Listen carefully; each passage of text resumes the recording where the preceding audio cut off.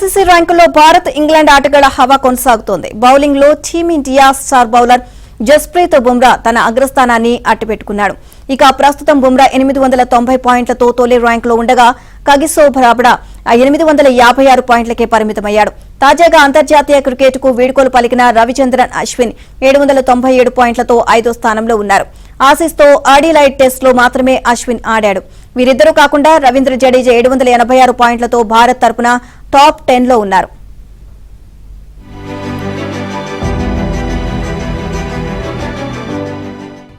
ICC test బ్యాటర్ల rankings లో Joe Root మళ్లీ అగ్రస్థానానికి చేరుకున్నారు. న్యూజిలాండ్ తో మూడో టెస్టులో ఇంగ్లాండ్ ఓడినప్పటికీ రూట్ మాత్రం సూపర్ ఇన్నింగ్స్ లో ఆడాడు.